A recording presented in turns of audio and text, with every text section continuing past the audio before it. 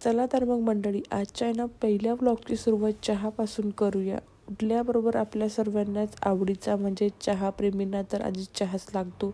मी सुद्धा इथे चहा करून घेतला. मस्त 5 वाजले होते घड्याळात. सायंकाळचे 5 रात्रीचे 5 नाही. आम्हाला जायचं होतं मॉलला. क्रिसमससाठी क्रिसमस ट्री बघायला जायचं होतं आणि मुलांना सुद्धा सुट्ट्या होत्या. घरात ते सारखे बोर होऊन जातात.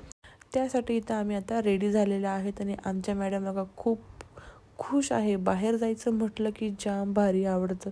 आणि मग आम्ही पोचलो मॉलला. आता तुम्ही सांगा बरं मला कमेंटमध्ये हे कुठलं मॉल आहे.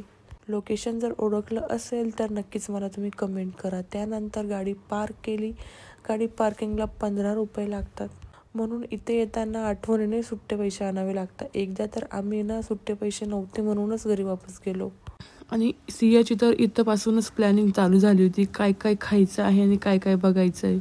पण तिने कितीही प्लॅनिंग केली तरी तिला आईस्क्रीम तर अजिबातच भेटणार नाही आहे.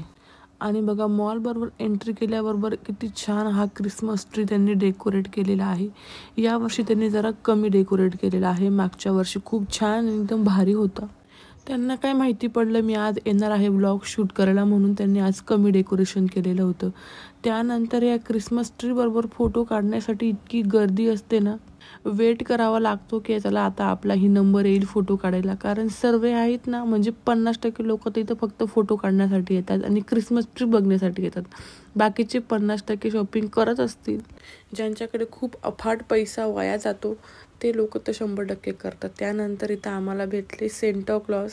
मग त्यांच्याबरोबर एक फोटो घेतला. सियाला त्यांनी ते गिफ्ट व्हाउचर दिले. लग्नासाठी शॉपिंग करायची ठरली तर 500 रुपये डिस्काउंट भेटतो. त्यानंतर ह्या सीडींवरती मला तर खूप भीती वाटते, पण इने ना 4 ते 5 राऊंड मारले. अजिबात घाबरत नाही.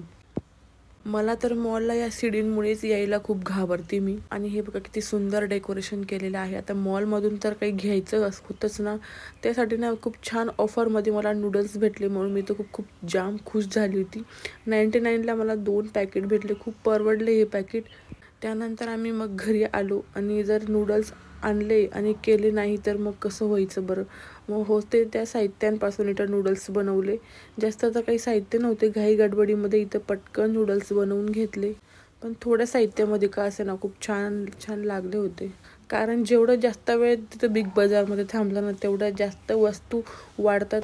आणि बघा मस्त अशा ह्या नूडल्स सर्व केल्या. छान बनल्या होत्या. आणि हे बघा सुरू सुरू नूडल्स खाते. जेवणामध्ये काय नाही, मग नूडल्स खाल्ल्या गेल्या होत्या.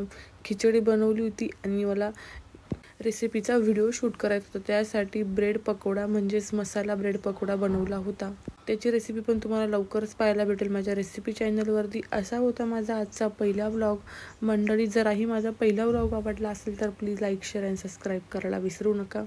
चांगला रिस्पॉन्स भेटला तर नक्कीच अजून नवनवीन व्लॉग्स मी घेऊन येईल आणि चांगल्या पद्धतीने. पहिला व्लॉग असेल, काही चुकलं असेल तर माफी. बाय.